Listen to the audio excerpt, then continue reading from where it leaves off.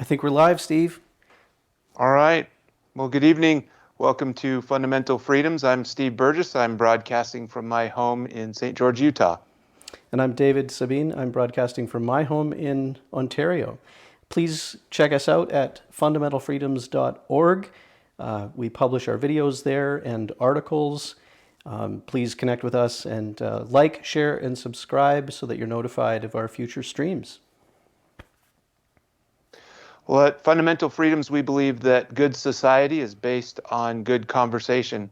It's okay to start a conversation not ready to do battle. It's okay to change your mind, and it is okay to have a lot of respect for those people that you disagree with. Steve and I have agreed to two things. First, we try to avoid undefined they statements in our conversations. If we're ever speaking and we use the word they, we try to be very clear about who they are. The second agreement we've made is that we avoid undefined we statements despite our various affiliations or our group memberships, or we are here speaking as individuals and not on behalf of anyone other than ourselves. Well, tonight we're really pleased to have a guest with us, Troy Anderson. He is the leader of the Black Lives Matter Southern Utah chapter in my local community. And so with no further ado, we'll bring Troy on and let him introduce himself. Troy? Good evening, everyone. First of all, let me thank Steve and David for reaching out. I appreciate the opportunity to have discussions as well and to get different perspective and to learn. But yes, my name is Troy Anderson, like they stated.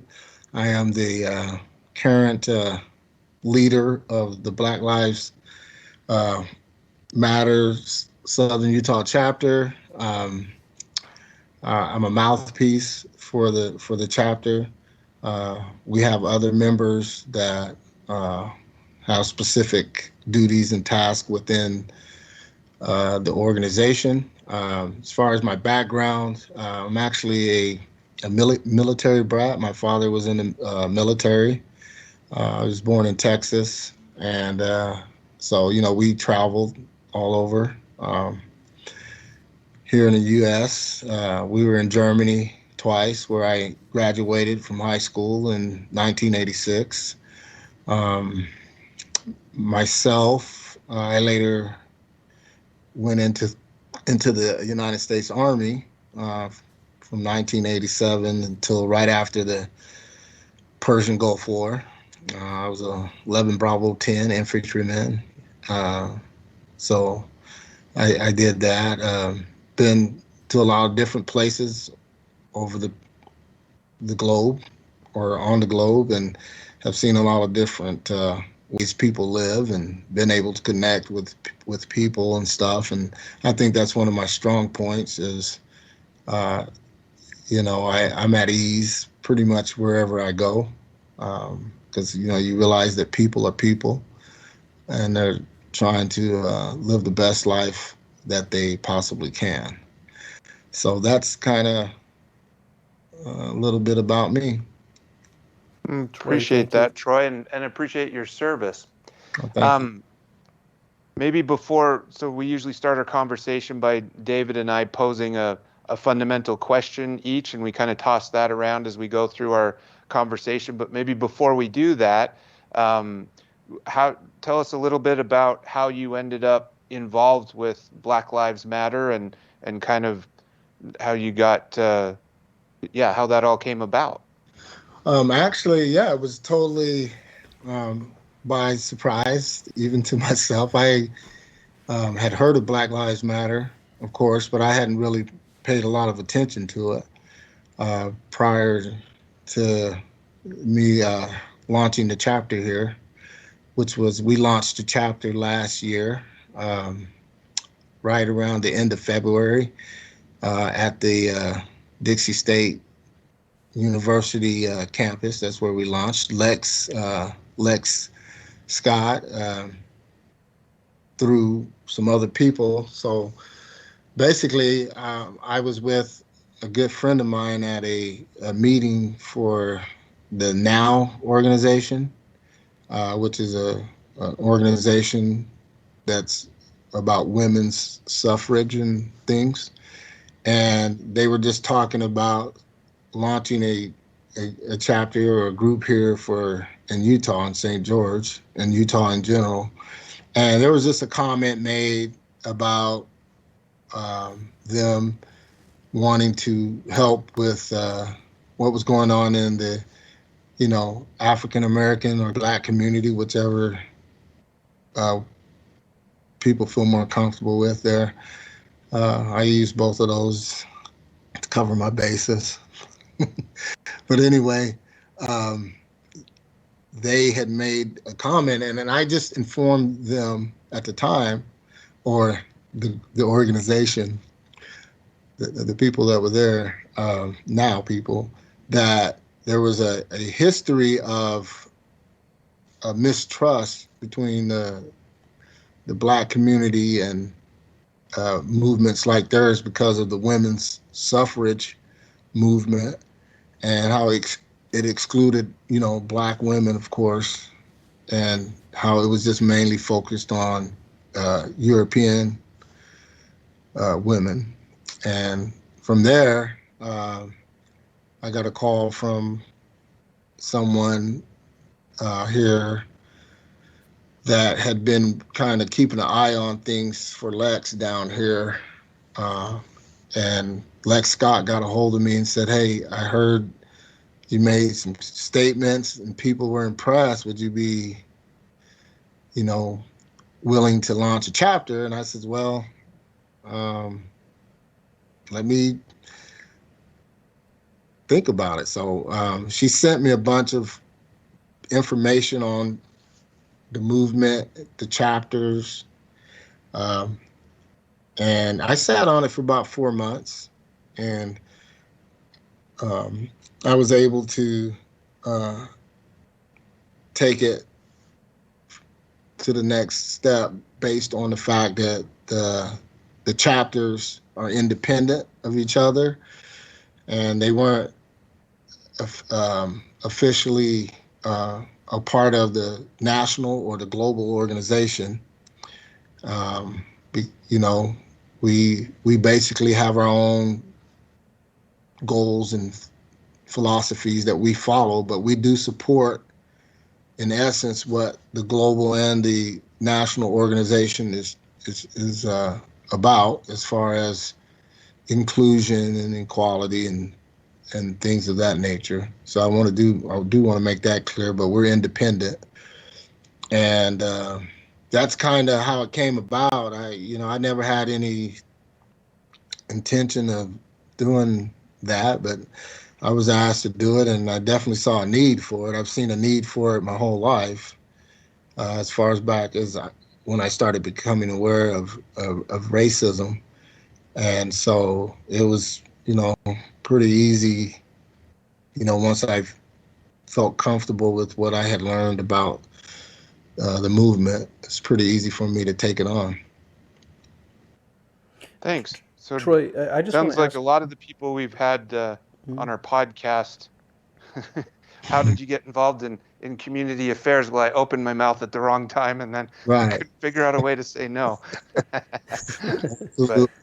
But that's Absolutely. Troy, I just good. wanted to ask a point for clarity here. So, the 4 months or so that you said you kind of sat on the invitation, was that leading up to February, and then you said you launched the chapter in February, or was it?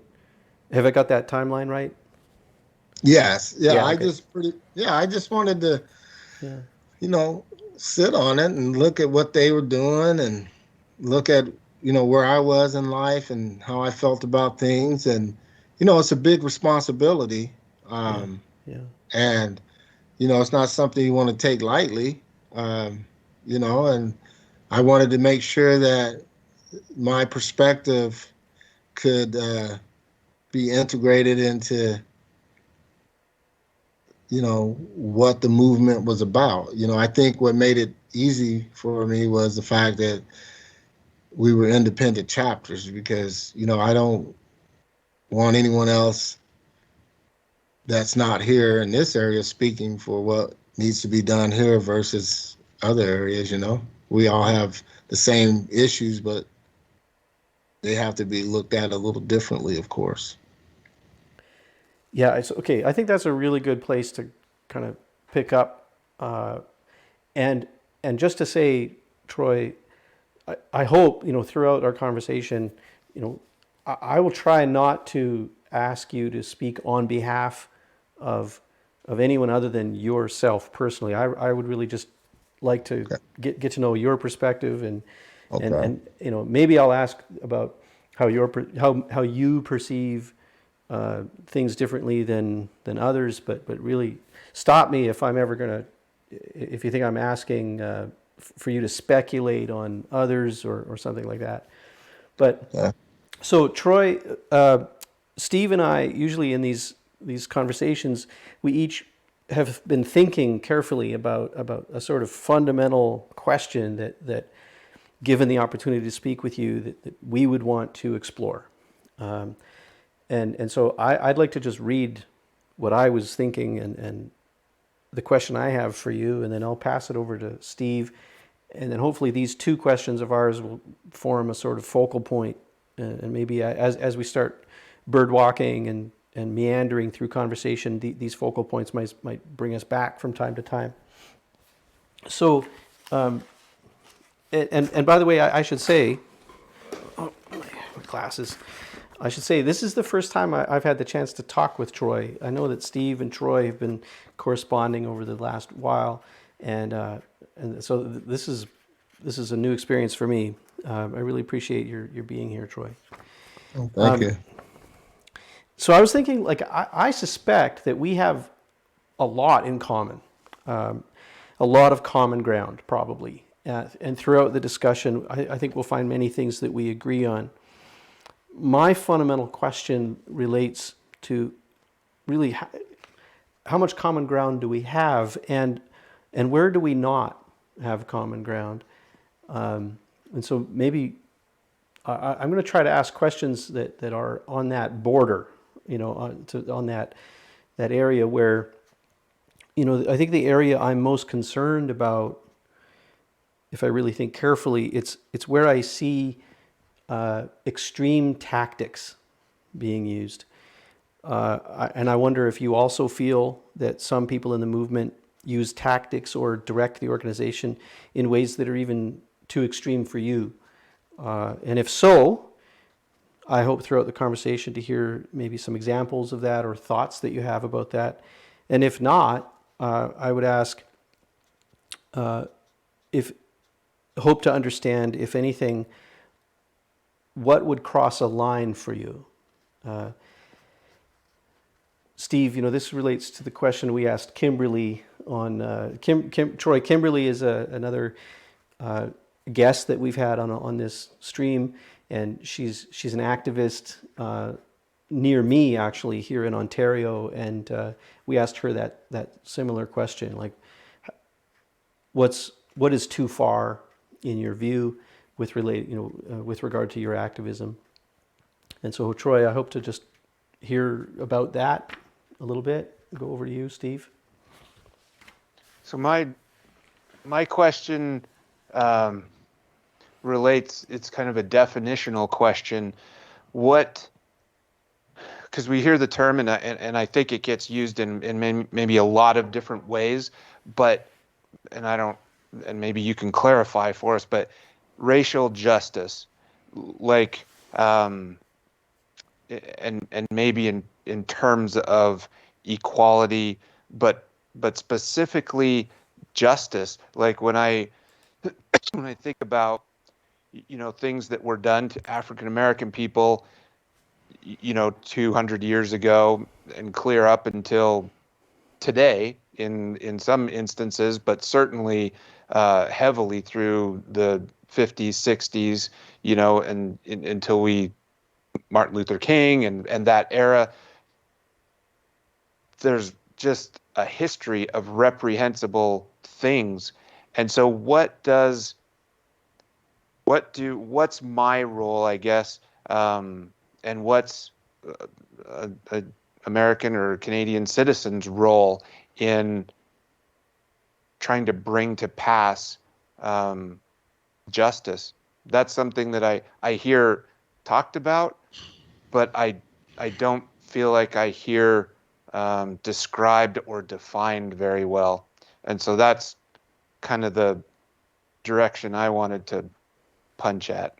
So I don't know, pretty broad sweeping questions. So I don't know how fair they are, but why don't you, we'll turn it over to you, take a crack and Okay. see what you. Feel free as I speak to try to narrow it Sure. in a little more if you can. Great. And by the way, this is Steve and I often make the error. We call this a discussion, but we make the error of turning it into a kind of interview. I'm going to Right. try to make it a discussion. So Okay. from time to time, I'll interrupt, like we would if we were, sitting enjoying a beer together. So okay, back to you. Yeah, absolutely. I'm all in favor of that. Um, Basically, justice. So, I guess we can equate justice with moral righteousness, um, and things of that nature, equity, lawfulness. Um, it's really a lot of that's based on perception. So let's look at the Africans that were brought to this country in chains. They were not really viewed, they were viewed as less than human. We have to remember that because a lot of what we will discuss will be based on that perspective that these people were viewed as, my ancestors, as less than human. And so if I see someone else as less than, there is no reason for me to worry about justice, uh, whether or not they receive justice because they're less than.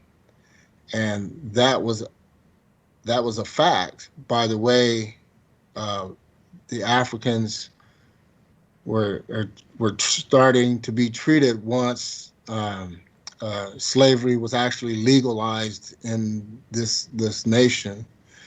Um, they were denied the rights to learn how to read, to write, and to even speak English or of the day. Those are facts. Those uh, black people then, if they were caught learning how to read and write or being taught, that they would kill you, and those that were helping them might be killed or jailed or severely punished.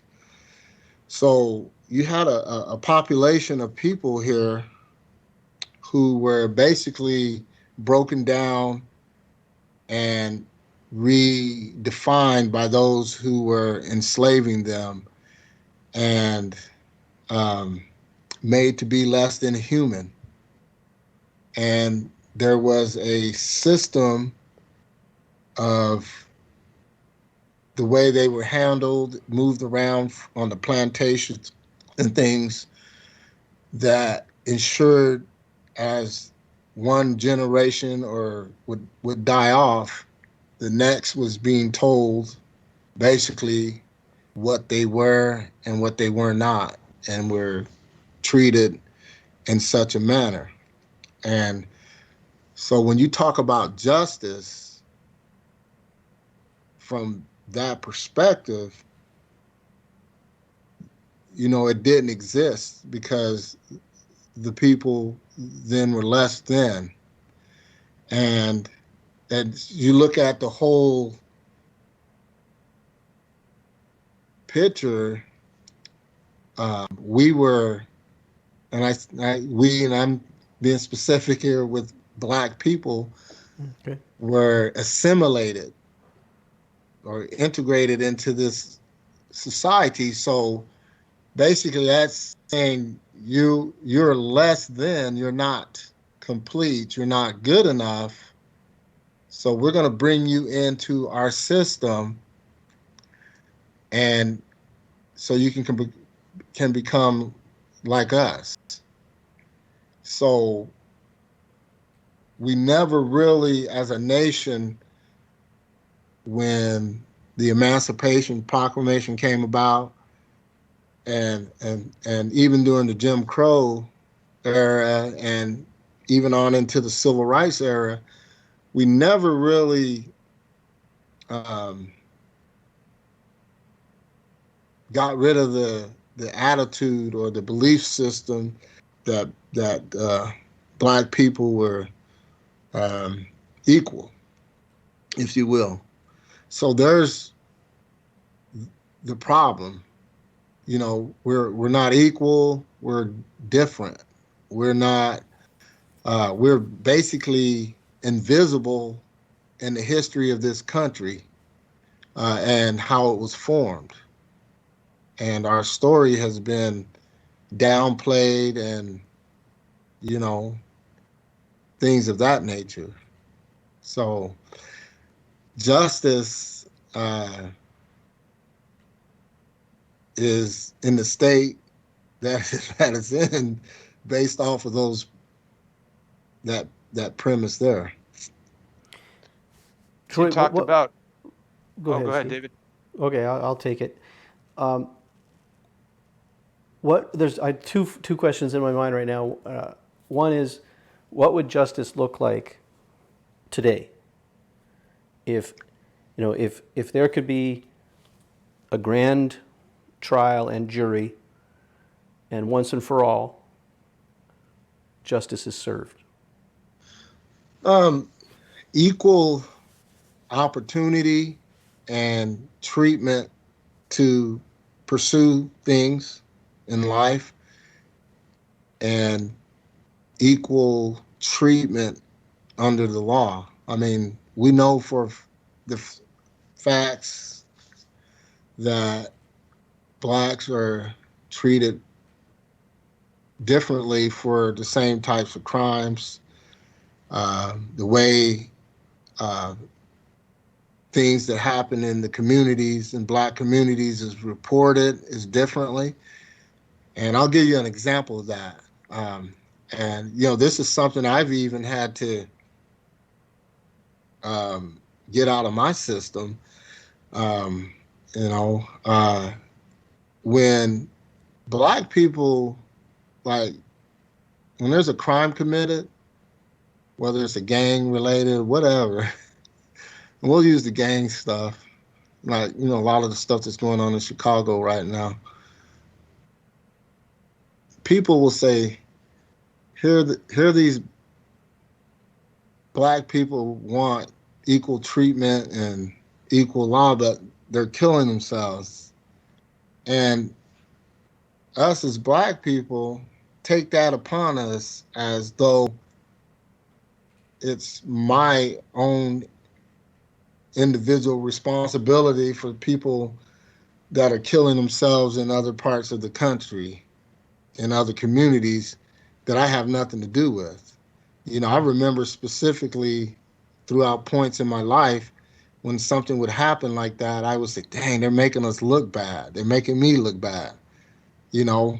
Um, and a lot of that has to do with how the media, and this is going back into the 1700s, report the news. And so when you have the difference I see is when you have, and I hate using the labels of black and white, but we have to so that we can point out some things. Okay. Um, when like some of these white people that are, shooting up the schools and different things of that nature, when they commit a crime, you don't hear about white on white crime, or you don't hear white people saying, well, they're making me look bad. That's not, has nothing to do with me.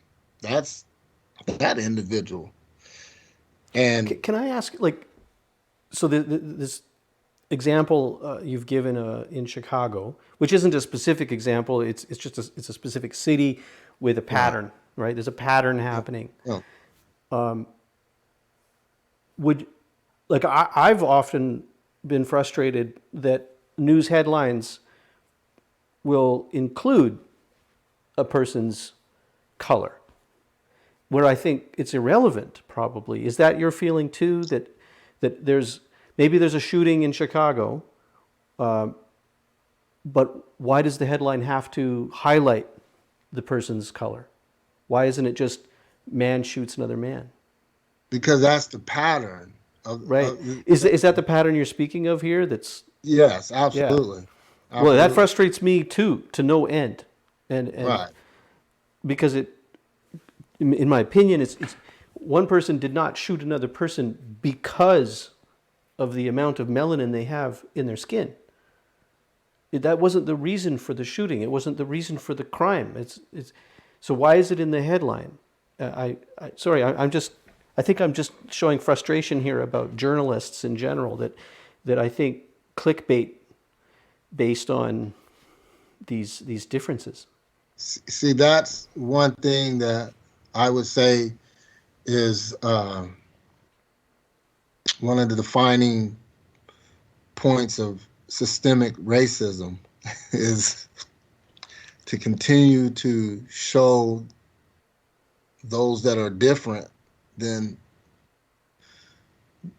those that rule the nation that as inferior. If I can send this message out, see these black people, look at what they're doing, look how they're killing themselves, even though you have more white people killing themselves because there's more of you. You know, they use percentages to break that down because, you know, we only represent 13, 12, well, anywhere between 12 to 14% of the population.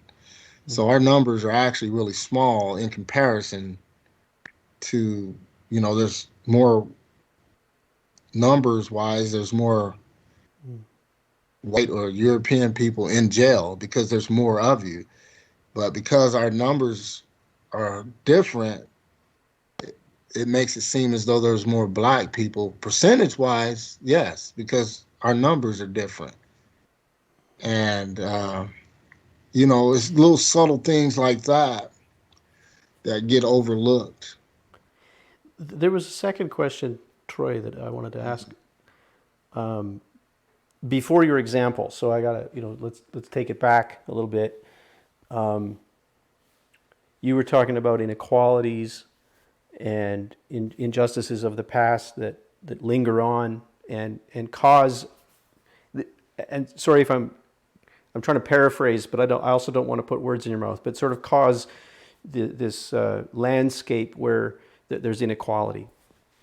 What would you say though to people that point out, in the United States, you've had, the United States has had an African American president, a vice president. I think, sorry, Condoleezza Rice was vice president. Steve, No, help me out. she was Minister of Defense Minister of or Defense, Secretary of Defense. Secretary of Defense.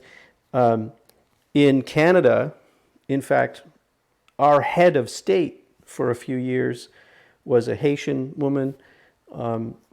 She was our Governor General, and so if you're, for those of you not familiar with the structure of Canada, Canada used to be a British Commonwealth, so the Queen of England was our head of state, and then when Canada departed from that Commonwealth, our head of state is called the Governor General, and that's a position that's appointed every few years. And so our head of state was a Haitian woman. She did a fantastic job. And so we have these examples, and these aren't rare examples. There's many more examples people could point to say that like those are high offices, great achievements. Did they achieve despite the inequality, or is it evidence that these inequalities that you mentioned have diminished over time? and that those inequalities are now less. Well, we got to remember, the country is diversifying, and there are many people out there that uh, are listening and recognizing what people that are different from them have to say and have to offer. And, those are definitely great accomplishments for anyone. But it's the underlying system, the belief system.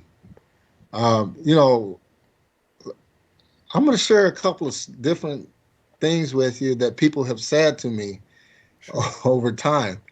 Um, and these are true. I'm not, some of them might sound funny, but these are true. Um, I had a gentleman uh, who I worked with at a different company years ago. And when Barack Obama was running for president the second time, we were talking, and he says, I asked him, I said, who are you voting for? He says, I'm gonna vote for, I think it was Mitt Romney that ran again. Yeah. And I says, oh, okay, that's cool. And I says, you don't like Obama?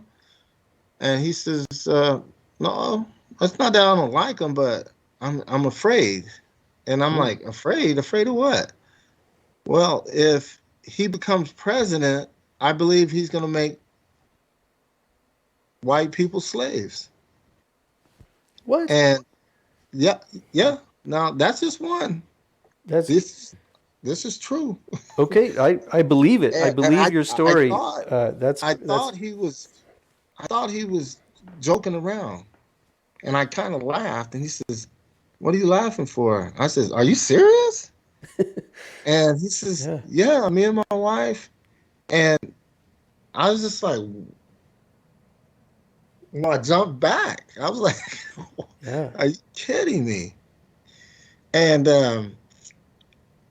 I says he can't do that. The the Constitution abolished. Slavery was abolished in 1865, Yeah. and your ancestors were never in danger of being slaves here. So I said, you outnumber us anyway. And he said, yeah, I guess you're right. Like, oh, okay. And, Hmm. I just was like, wow.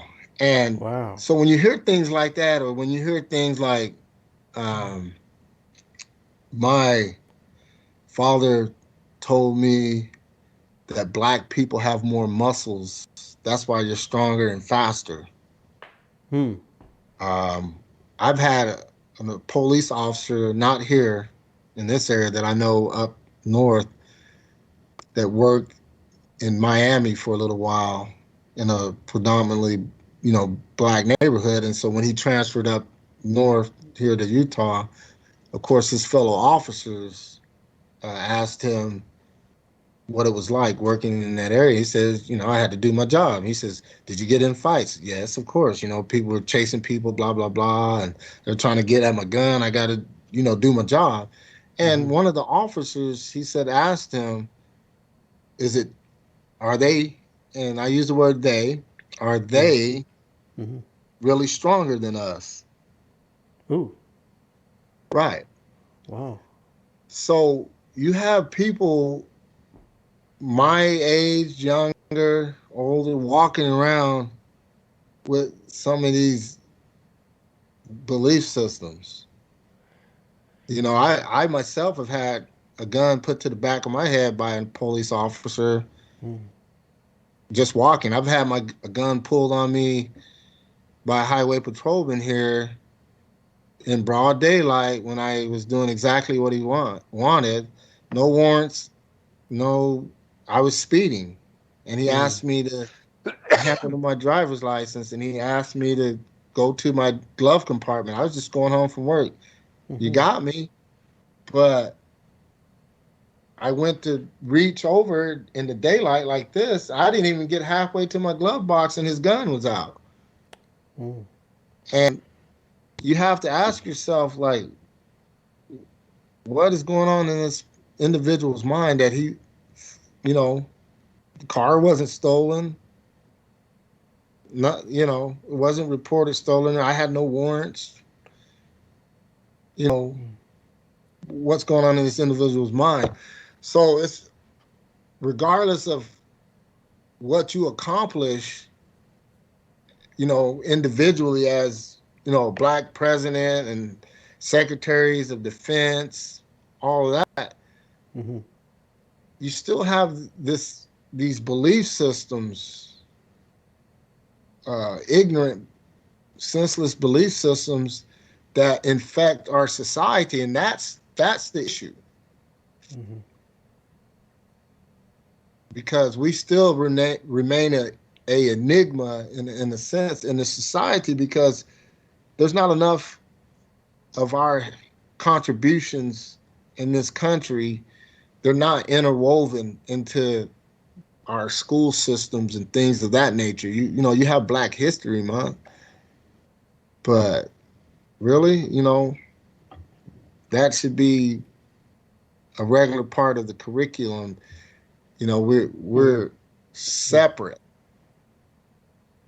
Is there a way to legislatively or overtly mandate or force or speed up that process of fixing that? Because you talked about, I was going to point out, you talked about when they brought Africans across the Atlantic Ocean in chains and brought them to the United States, um, that there was this process of integrating them in and trying to make them become like everyone here, but really the integration process was making them definitely on a completely different level and making them like purposely making black people unequal to white people, to everybody that was here. And so that damage is generational, and it, it to some extent it can't be undone. I mean, we don't have the technology to go back in time and just sink those slave trading ships before they got to the coast of Africa. But is there I look at it from this perspective, just to be completely blunt about it. I think my grandfather would have had a big problem if one of his daughters was going to enter into an interracial marriage, and I think my dad would have a lot less of an issue with that.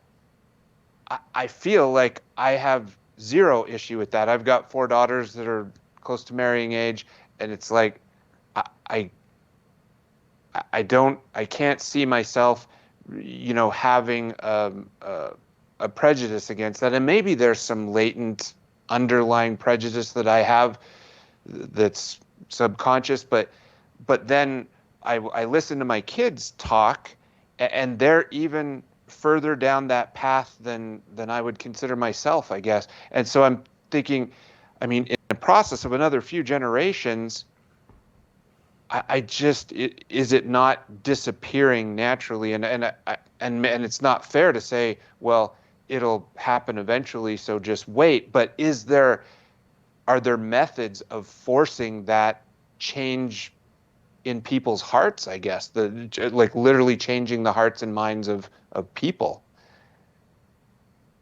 Yeah, I need to be clear here. We have to realize that prior to 1865, well, actually, 1863 is when Lincoln had his Emancipation Proclamation, which is a whole nother story. Mm-hmm. But you had this people that were literally, like I said, dehumanized. And this happened prior to us coming here. Slavery is not indigenous to the American continent. These things were going on in Africa as well. prior to coming here. And, we're talking about, that's a whole story when you start talking about the Slavs, which is where the word slave came from, and all of that, how it became more of a black thing. But so between the time that they got here and 1865, it was about dehumanization. And so if imagine you living, let's say, up in Boston or, well, not, yeah, Boston or Connecticut at the time, even though I think Massachusetts was actually where the slavery was first legalized, was up north. I don't think a lot of people know that, but that's another story as well. Um, you hear about how uh, subhuman Africans are, and so down further down the coastline in the South and stuff, these people have been dehumanized. They've been cut off from their cultures, the different places. They can't read, write, talk, speak. Most of them, I think, 1 to 2% is what they estimated of the slaves that were here could actually were literate. So you hear all these things your whole life, and the slaves become free, and a lot of them are trying to run and get out of there and go seek opportunities elsewhere, and you know, uh, persecution as well. Um, and so you run into the first black person who was a slave that was denied those rights, and I fit the description. I can't read, I can't write, can't even speak. I have no identity. So the belief system was enforced. Now, speed it up to 1865, and then now we're talking about, well, these people they're not really human. They're 3/5 of a human. We have to assimilate them. We have to build them up and make them better because they're inferior. So we didn't have that respect as humans beings. And that was passed on from generation to generation, even after the fact, with Jim Crow and all of those things, the separate but equal, which we knew was not really, it was separate, but it wasn't equal. Right. The types of money that was being poured into the black communities and schools was far less. The inability to have capital to purchase land and things. We're behind, and it's a remarkable feat if you really think about it, where we've come as black people in our literacy and all that, based on where we started. You know, less than 200 years ago. You know, we're missing those things. So as far as legislating things, we've already seen that legislating laws doesn't necessarily work because of the civil rights movement, the Voting Rights Acts, and things of that nature. Yes, we need to have some discussions and put some of this information out into our curriculum, into our school systems about what really happened. Not, you know, to blame people today for the past, but because we can't do that. None of us lived back then, and but we need to see what happened so we don't enable that anymore. We enable this system because we are not taught about what really took place here and why the plight of black people is where it's at, you know, and stuff. It says I need to something's going on with my computer. I Oh, don't know what that. It says please save your work and close. You must restart your computer. So I don't know what that's about. I'm gonna get rid of oh, it. yeah. You can Sorry. ignore that. Probably your Okay. stream is safe. Your audio is good. Your Okay. video is Yeah, it is just is came up. I'm flowing. like, oh no. It might be Okay, that so you're getting an update, or make sure you're right. plugged in to get electricity. But Yeah, I am. Yeah, I happen to it's be a bit of a computer nerd, so thank what you're you. seeing, I think you just ignore that on screen for now and stay with us. Okay. All right. So So go yeah, ahead. carry Yeah, on. Well, that's okay, I'm basically what I was trying to get at is we have to sit down and talk with each other and have these hard discussions and not take it personal. And I think a lot of white people, I said a lot, not all, I want to be very clear about that, get defensive or feel guilty or something when they shouldn't, when in fact we need to all look at, because all of us have our biases. This society that we are growing up in creates that. You know, I've had my own biases and things that I've had to keep my finger on as well. You know, but yeah, there's you a know, real push currently to encourage guilt, and like, could you elaborate on that? Because what you're saying right now, I'm on board, and like we have common ground here. It's but what you're saying is not the message that we tend we sorry that I'll just say that I tend to hear from our media or from activists, the activists that are the ones that are highlighted on the 30-second news clip and so forth. There's a lot of the guilting happening currently, it seems. Do you see the that also? yes, the masses have always been exploited by the few.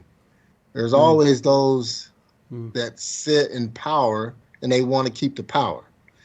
And we have to realize that there are people who are content with allowing you and and I'll just use us as an example, not necessarily our viewpoint, uh, to squabble amongst each other while they live a certain way. They live a good lifestyle and they make decisions, and um, when they really don't have any general interest in anyone but their own gain. And you know, I think we're seeing that right now at its brightest. The light is on um, because of the unrest and the distrust of people in in our in regards to our government, whether it's at the federal, state, or local level. And you know, so if you look back at history, throughout history, through all these great empires, the patterns are the same. The masses squabble amongst each other while a few profit, and we unknowingly give our leaders too much credit that they know what to do, they know how to handle crisis, you know, because crisis is what brings out, is the real barometer of what your society is really like. And we've seen since the pandemic was kind of like the final straw that was broken, and it just brought to surface what was already there. You know, people's mistrust of the government, people playing gaslighting, these racial wars and civil wars, and we're going to do this and that. When in fact, people, you know, I was in the military. Um, nobody in this country is going to overthrow the military and take over. Um, no. So these militias and stuff, that's a whole different story as well, you know. Can I But pick up on that a bit? yes, So you, I wonder. Okay, so you're talking about this tendency of people to profit on the squabbling of the masses. So, right. the clickbait, the Yeah. gaslighting, as you mentioned, and maybe I want to kind of revisit the fundamental question I posed earlier to find out where's the line for you. I wonder if you and I might. This is where our common ground might end. It's Okay.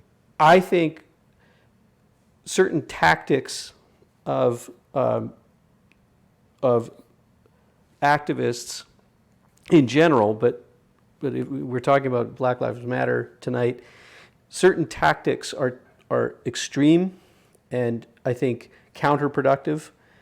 I wonder if you feel the same about some of those tactics. So, for example, how do you sit on the issue of defunding the police? Uh, um, yeah, that's definitely one that's been politicized.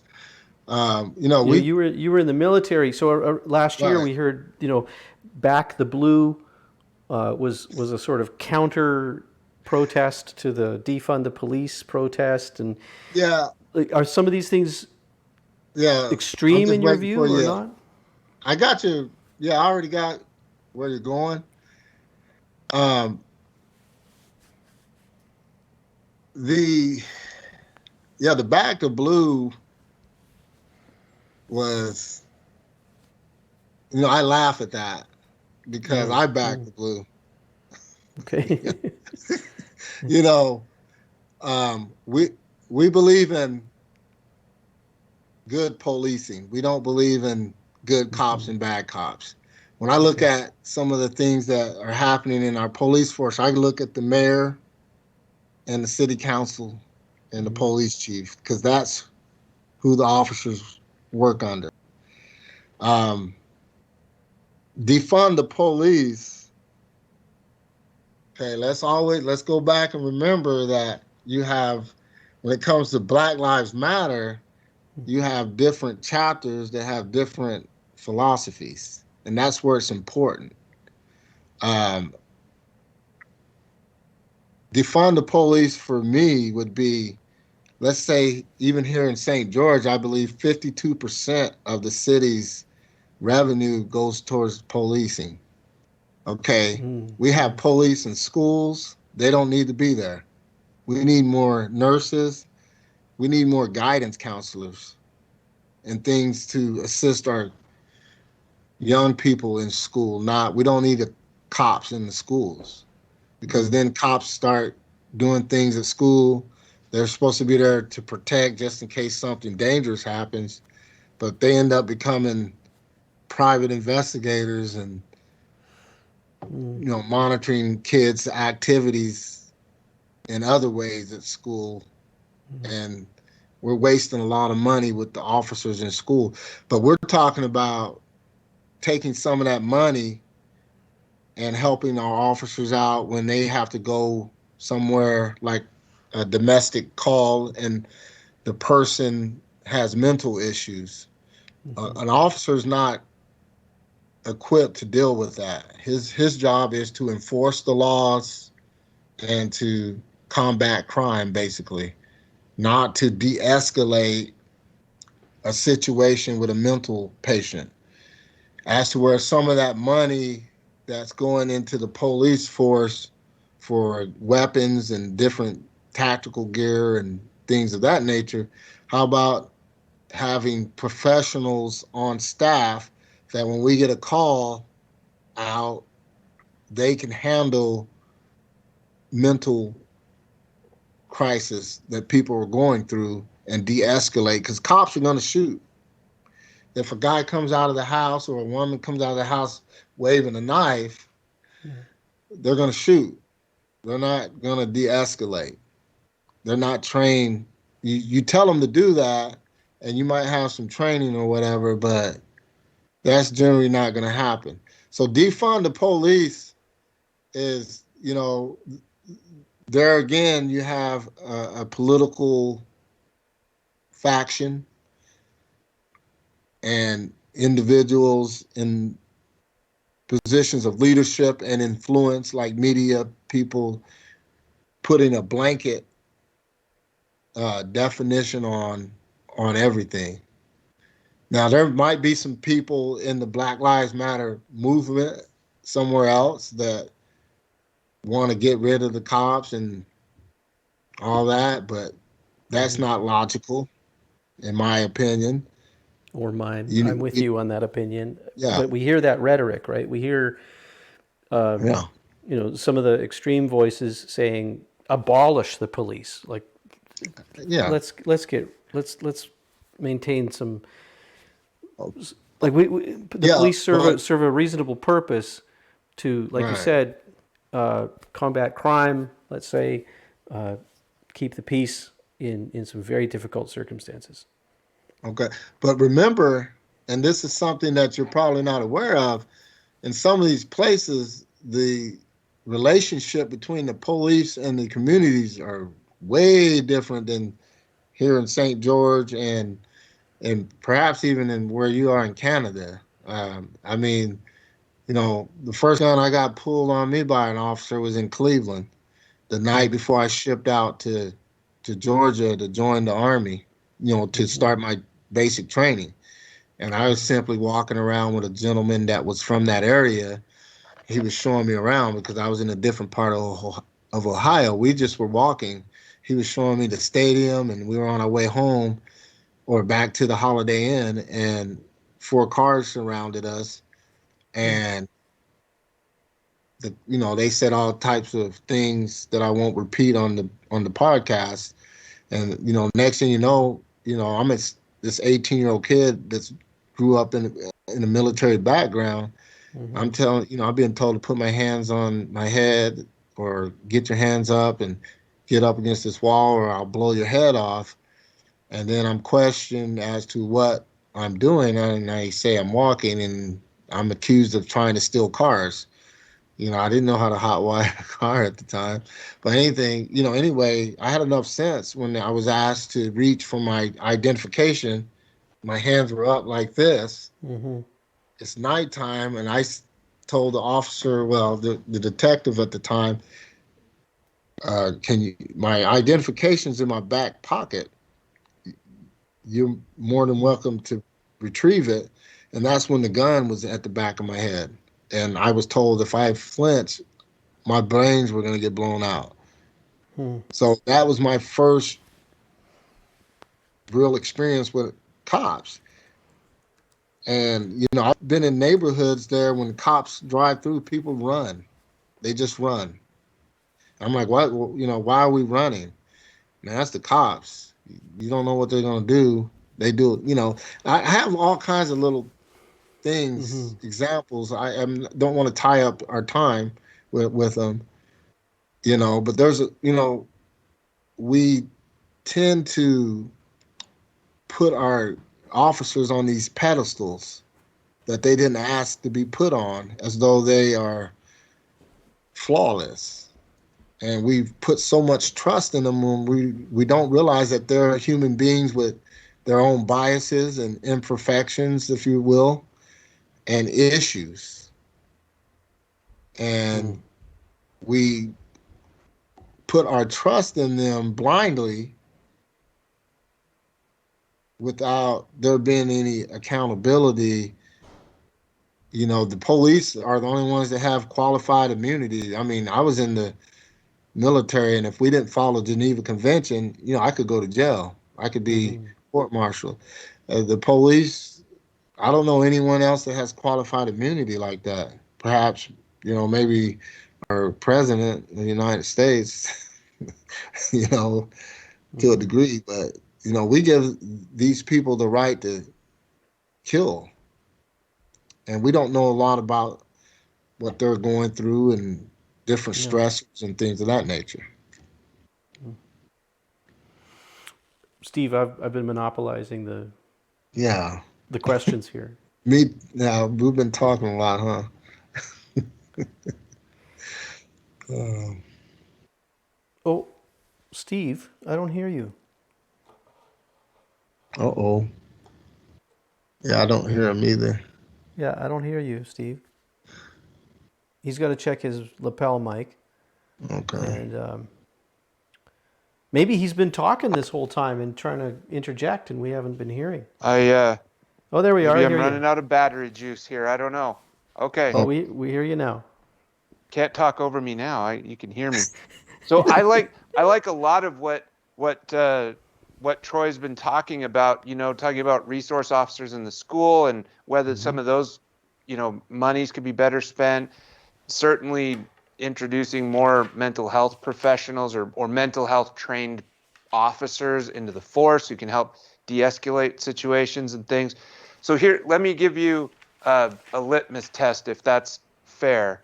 So we talk a lot. We end up talking about these government levers. And I think you alluded to that, people in power saying, well, I'm in power and therefore I have this special ability to fix things that individuals can't fix on their own somehow. And so just a example. So pecan farmers in the United States, let's say, there's 14% of the population in the US are African American, perhaps, and so a government bureaucrat says, you know what? Only 3% of the pecan farmers in America are African American. So we have this real deficit, African Americans are behind in their opportunity to farm pecans. And so that government bureaucrat, in his wisdom, says, I've got a solution. We're going to give, $10,000 assistance to all of the pecan farmers in the United States. But if the owner of that pecan farm is an African American, we're going to give them $20,000 so that then they can become more successful and their next generation of them will have a better opportunity to expand that farm and become farmers themselves, et cetera. And so you have that well-intentioned, I'm going to level the playing field somehow, and the only way I can do that is by manipulating the government's purse strings. But in reality, what happens is a lot of the white pecan farmers go and find someone who's black to say, would you come and you want to go and come and co-own my farm with me, because then we can get twice as much government subsidy. And you have these unintended consequences. It's like, well, this is what we think we're going to force to happen by creating this rule or this legislation, and the reality is something different. And to me, I'd love to hear your opinion on that, but I agree with you. The only way for real change to happen is to have boots on the ground and to have conversations like this. I mean, I'm thinking I'm listening to what I hear from the media about Black Lives Matter nationally, internationally, and I'm thinking, wow, these guys, like, these national organizations put on this campaign, and everyone said, well, my business is not going to be the last one to that. We're not going to be viewed as the ones who are not supporting Black Lives Matter. And so all of this resource and money went to, the national campaign. And so I have this, I guess, this malice or this ill thinking about what Black Lives Matter is. And now I'm talking to Troy Anderson, the leader of my local chapter here. And I'm like, you should probably be sitting with the police force and in on some trainings, or somebody else, that you're affiliated with, that could open up the conversation and say, why when you got pulled over and you went to pull your driver's license out of your registration out of your glove compartment, did the policeman unholster his weapon? Because I've been in that situation several times. I guess maybe they've had their hand on their weapon, but I've never felt like they were going to pull a gun on me. You know, I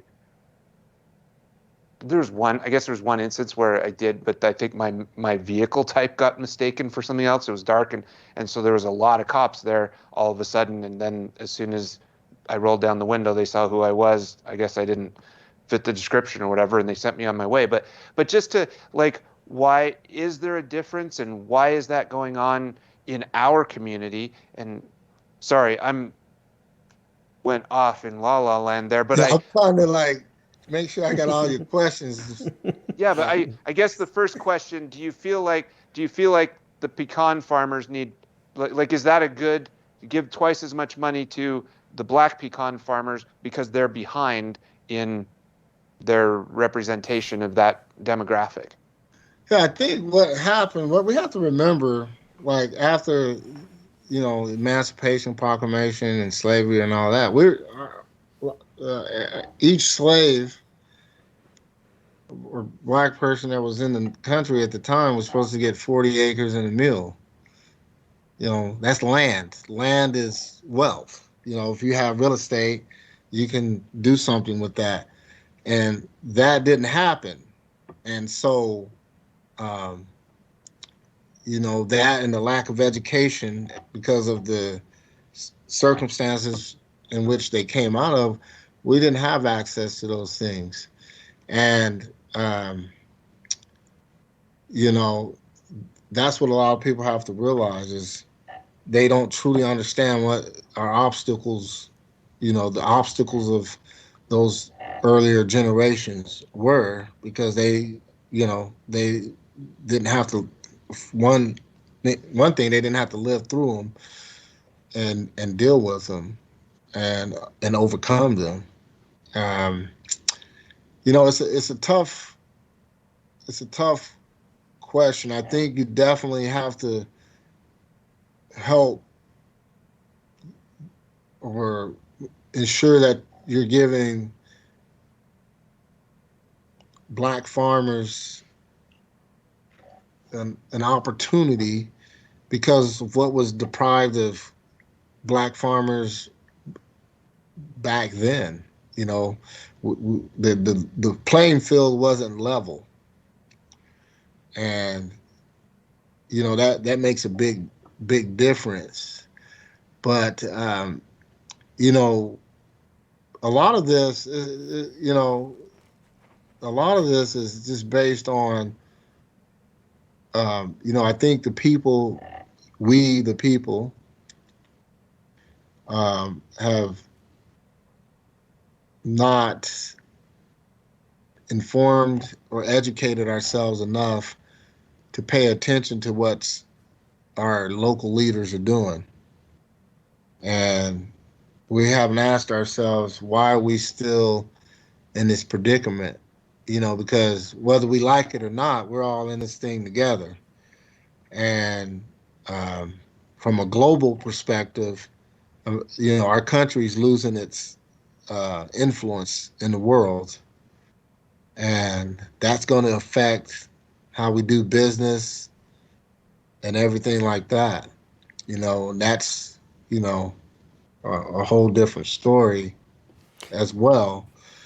But Hmm. we are losing ground because people are looking at us as where we used to be this model of freedom and stuff, and they're saying, "Wow, look how dysfunctional this country really is. Why should we model ourselves after that?" China, and I'm not trying to make this a political thing. China has the number one economy in the world, arguably, second largest military, and here we are squabbling Hmm. uh, about uh, you know, Well, we can make it somewhat political. In fact, one of the yeah, questions I wanted to ask you was related to this. um, like, like you just said that the United States has been a model of freedom for so many years, so many generations. What is the connection that you see between Black Lives Matter and communism. Uh, Uh, do you yeah, see let me the just. connection, or is this a connection that journalists and clickbaiters tend to highlight, or do you actually see that within your conversations? There are, you know, like I said, there's many different chapters that have different belief systems, and there are people that are disillusioned with our form of government because you have an elite 1-2% of the population that control the majority of the wealth in the country, and most of your American people are living, check to check or in lots of debt. Even some of our upper middle class people, if you will, there's a lot of debt. So, as far as communism and socialism is concerned, I personally, because of the state of humanity, there's no way we can live like that. We can't. I don't think there's a true there's not a true communist country on the planet. Most of your countries that say they're communist or socialist and are autocratic because there's still, even in those countries, there's a big difference in the wealth and who controls the wealth in those nations and stuff. And I think the system, we're a republic with democratic principles, and unfortunately many of the citizens of this country don't even know what a republic is. We're not a democracy. Mm-hmm. Okay, because we have to you have to meet certain requirements in order to vote and do different things in our society. You have to be a citizen of this country to attempt to try to enjoy all of the freedoms and opportunities that this country has. And if you're not, then you don't get to play like you want to, or like you're guaranteed under the Constitution. So our issue, in my opinion, with our government is there's too many incumbents, too many people that have power, and they don't want to give that power up. And the main thrust of this is the Congress, the legislative branch. For decades upon decades, have abdicated their authority to the president, to the executive branch, and it's not the president's function. The executive branch's function to be creating laws and getting them passed. That's the Congress. The executive branch is is supposed to enforce and make sure those laws are being enforced, and they can veto things that they don't feel that are in the best interest of the country. So you have Mitch McConnell on one hand, Nancy Pelosi on the other hand, and you might be a Republican, and I'm an independent myself. I'm just using these as examples. Yeah, yeah. And you have a Democrat, and you have these two people that are supposedly the reps, these two parties. All of those people in the Congress are living pretty good. They have uh, rights, not necessarily rights, but they have access to Mm-hmm. amenities and a lifestyle that none of us have. And while they sit up and argue and tell you what the other one isn't doing, and then we argue amongst ourselves, they still get to live a pretty good life, a heaven on earth, if you will. And that's the fault of the American people as a whole, because there is a problem. You can't let people sit in these positions of authority for this long. I don't, the president has a two-term limit. Congress needs to have a two-term limit. I think the governors of the states, 2 terms. The state legislature, you have terms. You get 2 of them. If you can make it to the second one, and then you're out. So we keep our government up with the times. We have people running the government Mm-hmm. that grew up in Jim Crow era. I mean, even Yeah, our current president, yeah. is- I you so I think know, you've answered my question. okay. I think, like, so I hear that the connections that are made between Black Lives Matter, the organization, and communism are, well, you said that there's some people disillusioned. I found that very interesting. I want to pick up on something Steve was saying too, that the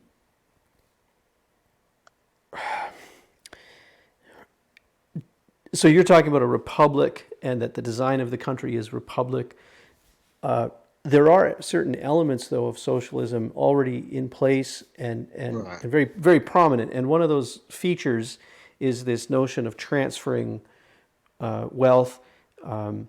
So, the error I see, and our government is guilty of this too here in Canada, this current government that we have in particular is very fond of pandering to certain voter groups along racial lines, unfortunately, and so taking money from the public and then giving it to specific voter groups under the guise of leveling the playing field, let's say. So giving certain amounts to the pecan farmers based on their, the owners, the ownership of the companies.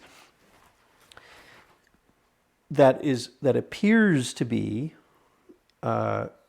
in order to level the playing field, but under the covers, it's really just the incumbents maintaining favor with specific voter groups, and then also not really caring about the outcomes. That's what I see. I see there's a huge problem in, like, the idea of giving a certain amount to a pecan farmer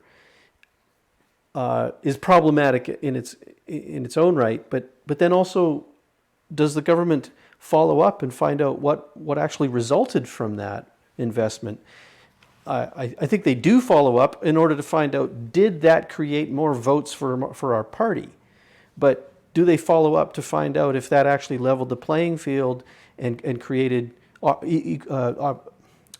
equal opportunity for the next generations? I don't know. Yeah. I mean, nothing is guaranteed, in this world.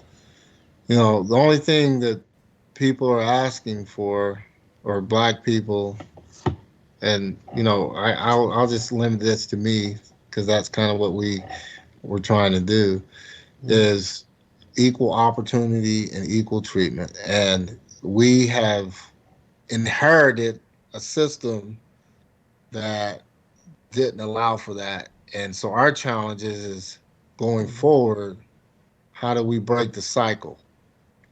And some of the things that we're talking about tonight is one of the ways. These are the discussions that we have to have at a local level, whether it's town hall meetings, whatever, and and really have these hard discussions that make people uncomfortable. Generally, and I don't want y'all to take this the wrong way or anything, but I talk to other, people, white people in the communities, and they get uncomfortable about it and get defensive. And it's like, we got to have these discussions so that we can move forward and break the cycles, because like I said, there can't be an us and them mentality in this nation, and we think this nation's going to survive, because it's not. Okay, The I want to nation, ask you then about breaking the cycles here. I wrote down some examples, and I think these are bizarre things going on, and I wonder if you feel the same. And you just said we can't have these divides. So check this out. A recent example of the Seattle Pride Parade was charging a higher fee to white people to participate in the event. Or the Seattle, I think it was the Seattle DMV, or they had, like, I've seen photographs of the inside of a DMV location or office with two lines. one line for whites and one line for POCs, people of color. I wonder, how do you feel about universities that are currently hosting separate grad ceremonies for, one for people of color and one for non-people of color, separate Well, residences, like in, how do you, like, to me, this is not breaking the cycle. This is reinforcing the cycle. I don't know how, if you feel the same or different. well, I can't really comment on a lot of that because I don't know for a fact that it's real. One, I'm not saying Fair you're enough. being Yeah. dishonest, and also I don't, I'm not in that area, so I don't know if that was happening. I don't know why it would need to. Mm-hmm. I'm not there, and so Mm-hmm. for me to try to answer that, if what you're saying is correct, then it's a bunch of nonsense, It because it's, oh, mm-hmm. but I can't verify that because I'm not Well, participating in that. fair enough. I won't ask you to verify that. Um, I didn't pull the examples out of my imagination, though. Yeah, no, The I'm not you know, saying you did. I'm just saying but I I'm not. appreciate your response, which is that, Yeah, yeah, if that sort of thing is going on, you seem to be of the same mind as I am. That's not breaking the cycle. That's you have to remember you got a lot of different people. There's people trying to speak um for black people that shouldn't be. I hear you. I think I know what you're saying. And It was there's wasn't it? there's media that's going to push that. It was Um Malcolm X. I'm remembering, like, I've been doing a lot of reading in the past, uh, couple of years about these matters, and I think it was mhm. Malcolm X who warned about the white liberals that they're going to take advantage, and you haven't labeled it as such, but you have mentioned, like, the propensity for some people to profit on the squabbling of others. My take on the liberal, conservative, all that. There's people. It don't matter if you're liberal. These little labels and groups that we put ourselves, little compartments we people put themselves in. Mm-hmm. There's racism is everywhere. Bias is everywhere. You can call yourself a white liberal or black liberal. It doesn't matter. I don't allow just because someone says they're democratic. That doesn't mean that they like uh, or respect black people, a white Democrat or a white conservative. There's people that respect each other's differences, regardless of their political affiliations, and there's people that don't, regardless of the. I don't get caught up in that. I can't afford to get caught up in that, and that's my take on that. There are instances of, like I said, people that aren't black. I'll just come out and say that try to speak for us. And we make sure in Black Lives Matter and all three of the chapters here that I'm aware of, we don't put up with it. We'll send you packing.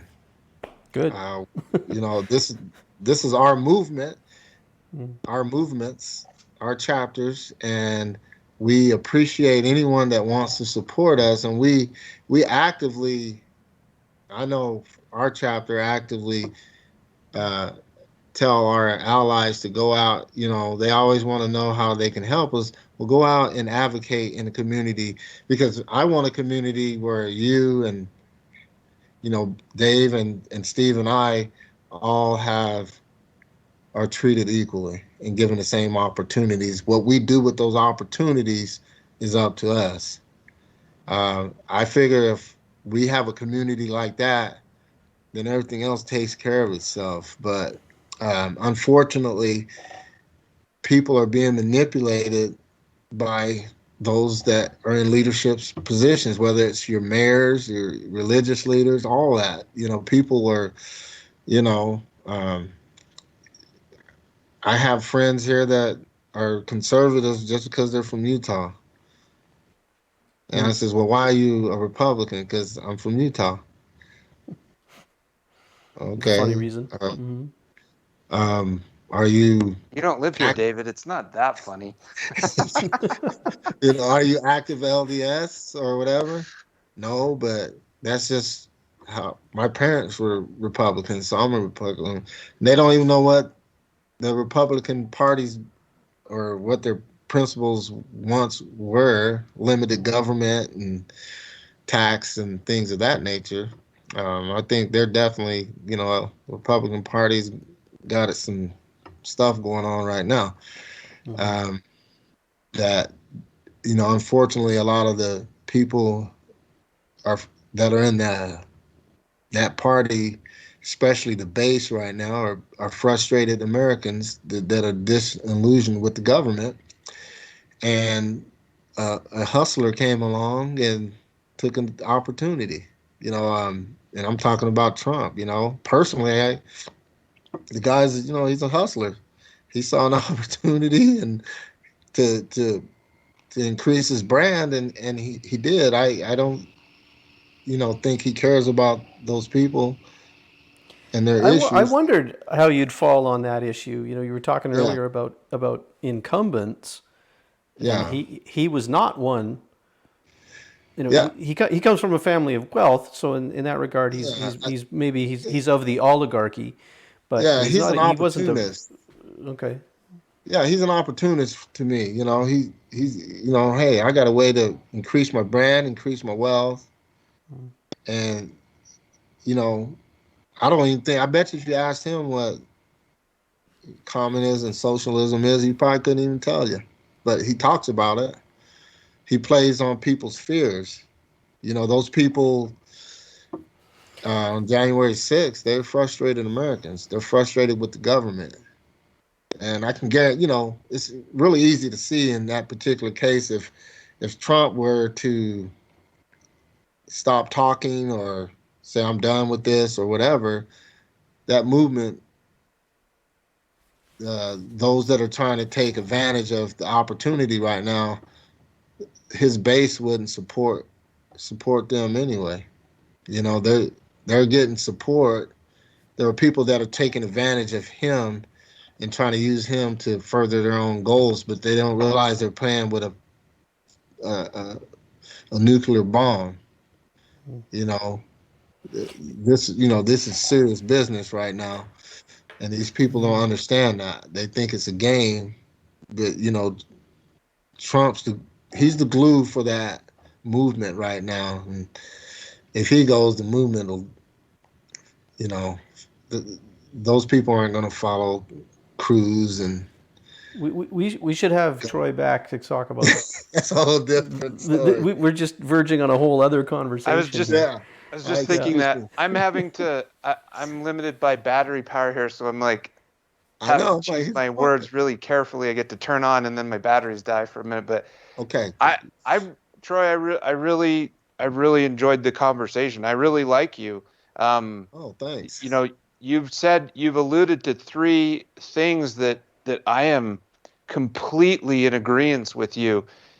The American public, by and large, is woefully undereducated about how our government works. All right. And I also completely agree with you that if we're going to be activists, which we all should be, and we need more activism in this country, not less, but that activism needs to happen locally.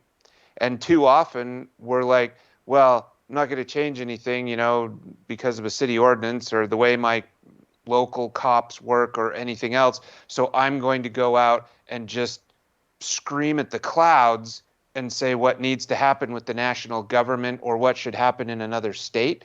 And it's pretty useless, and where you make change and where you really make things happen is at home. And and if we could start modeling that, if we just it's just interesting to hear about the ways in which you're frustrated with the government and the system. And I share a ton of those same frustrations. And and and yet to look at the media and to take a quick glance across the spectrum, people would say we're on opposite sides, and I just really don't know that we are. Yeah, I think most of a majority, or actually more than a majority of people, are just trying to live the best life possible. There are Mm-hmm. people that don't want, they want to remain in power, or they want to dominate. And I'll share. Like I said, I've had some interesting conversations in my lifetime. I talked to a gentleman one time in Hawaii when I was stationed in Hawaii. I was on the bus, and he was a supporter of Nazism, and we had a a pretty interesting discussion. And so there's people out there that I listened to. I was listening Like to what was this person in favor of? he Just broadly, like just generally, he or was in favor of, basically, he wanted this nation to be all white, no people of wow, color, and no Jews especially. Um, wow, they they definitely didn't like the Jews, which um, there's so many different stories lines off of this stuff. And but you know what he said about black people, to me anyway, his view. He says only thing I fear about black people is your genetic dominance. Like you can sleep with, you can breed us out of existence. He said that's the only thing I don't like about black people. That's why we want you out of here, because you taint our race. Um, wow. yeah, I mean, it was, I don't have an issue with that because I know where the guy stands, and I'd Mm-hmm. rather know where you stand than instead Mm-hmm. of you patting me on the back and looking for that soft spot, as they say. Um, but you are dealing with people, and that's why a lot of the white supremacist groups back Trump to an extent. They didn't like what he did with Israel, when he, the love he was showing to Netanyahu. They didn't like that part, but when he's talking about, that's why his rhetoric about the border is so dangerous,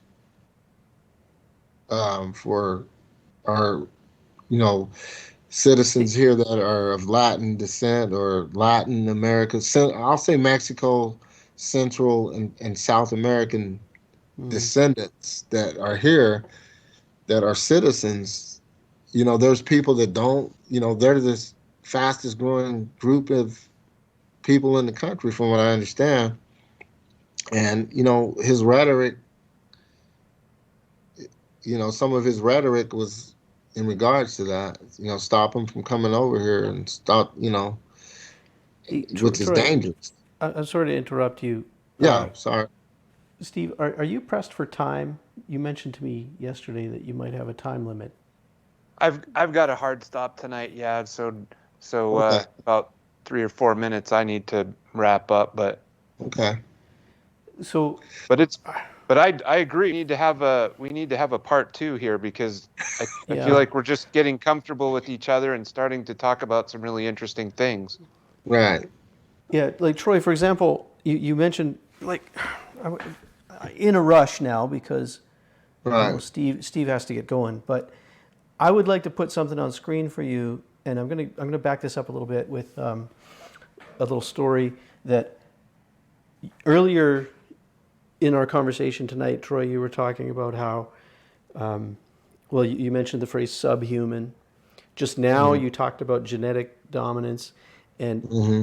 you you didn't say these things as though you're in favor or that you're that this is part of your activism. You've mentioned those things in terms of history or current example of conversation that you've had with people. In preparation for our conversation, I did some research about our local chapter here, the Black Lives Matter chapter here in Toronto, and this is something I found. Maybe you can't see that, can Yeah, you? So this is a lady that co-founded the chapter here in Toronto, and what she's written here to me feels really, really extreme. okay. The white people are a genetic defect of blackness. White people have a higher concentration of enzyme inhibitors that suppress melanin production.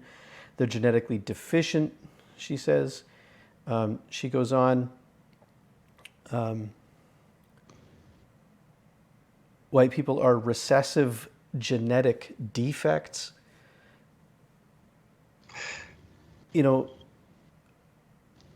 When I read this, I think this is so extreme.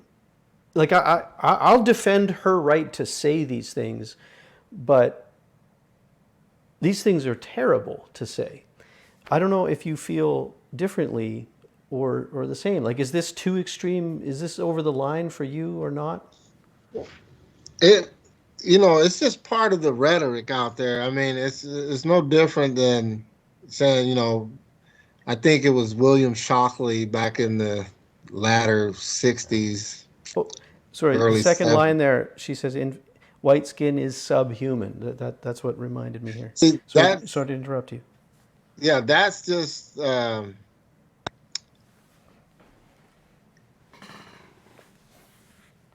response to an attack on black um, um, genetics or whatever.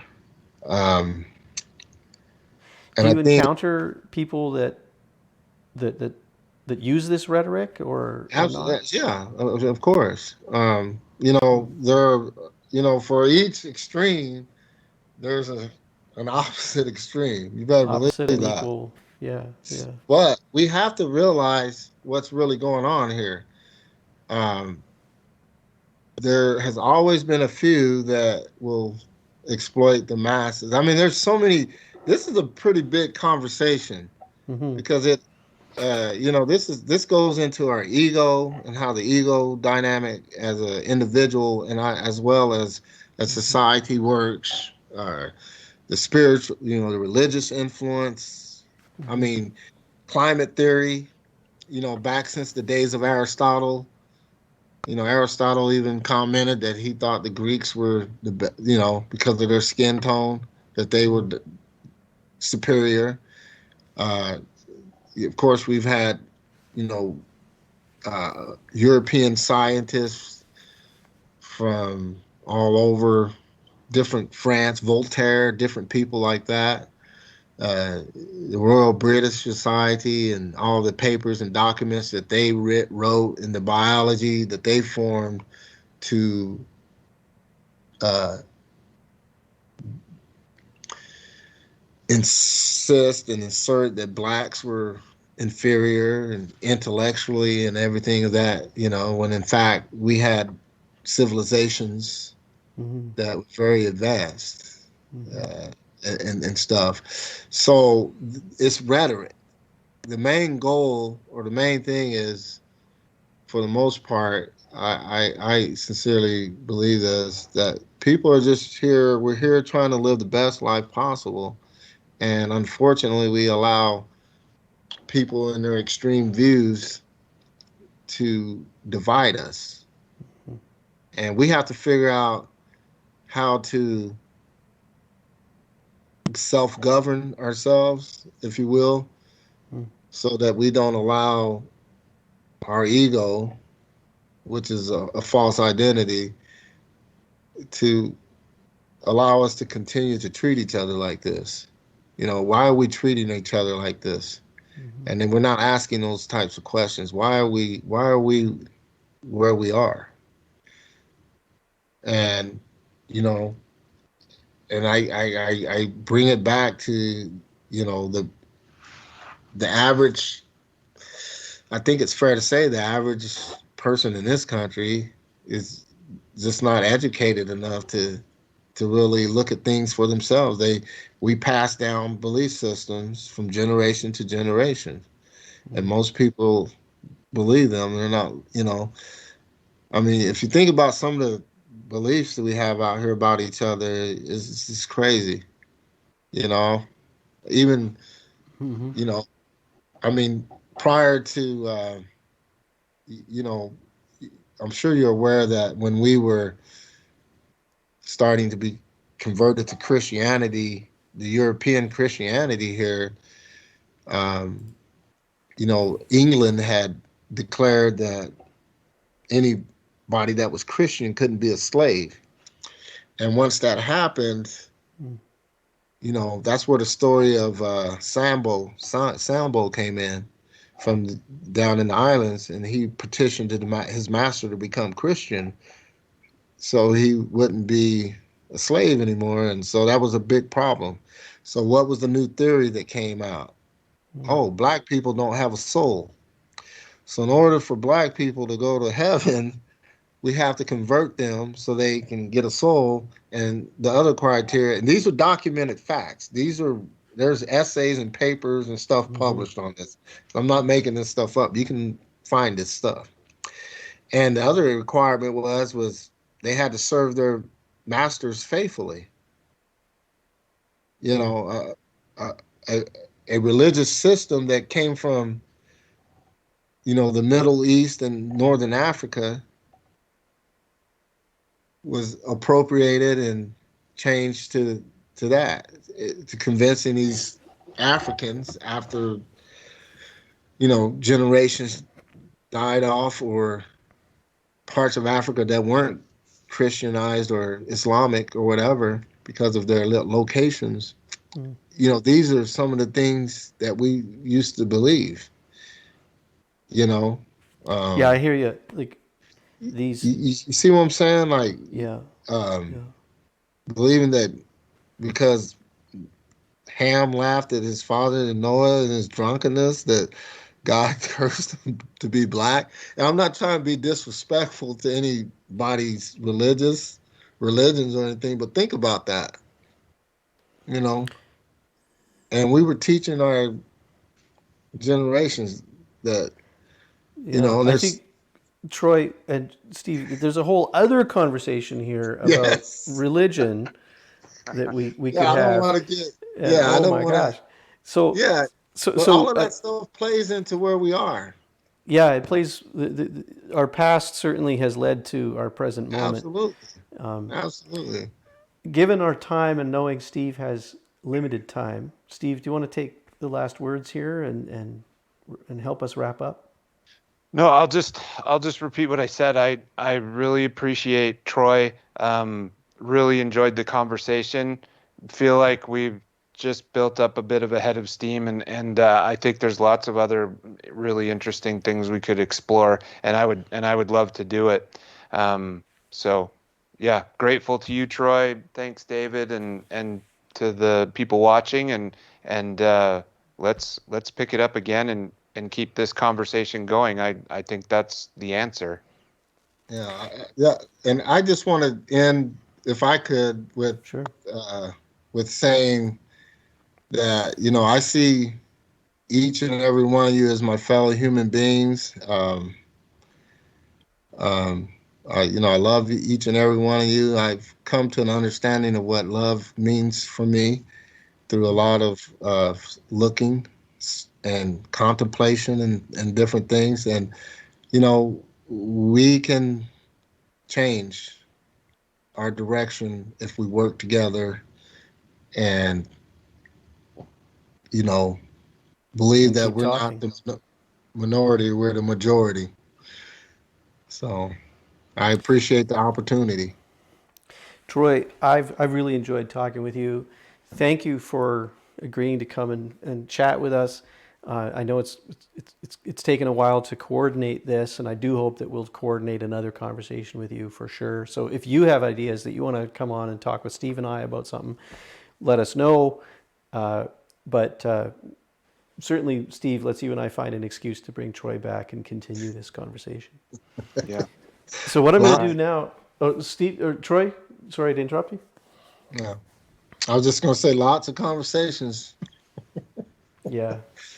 Okay, so we're going to take you off screen here and say goodnight. Just Good night. remember, you'll be heard, so maybe you want to mute or leave the meeting. And Steve and I are just going to wrap up here. Have All a good right. night, Troy. Thanks, Troy. Yeah, thank you. Steve, you're probably going to have to run to wherever you're expected next. Yep, Last we've words? got kids waiting for me. Okay. Well, normally we And would wrap up and have some conversation, Steve and I, about what we've just heard or explored with Troy. We don't really have time for that. Maybe you and I should pick it up another night. let's do that. And yeah, maybe some of our viewers, if you want to make donations, send me a couple of AA batteries, because apparently that's my issue tonight. So Okay. thanks, David. Thank you, Steve. Everyone, All have a right. good night. Like, share, and subscribe. Check us out at fundamentalfreedoms.org. Steve has great articles there to read, and you can find more of our videos. Have a nice evening. Good night.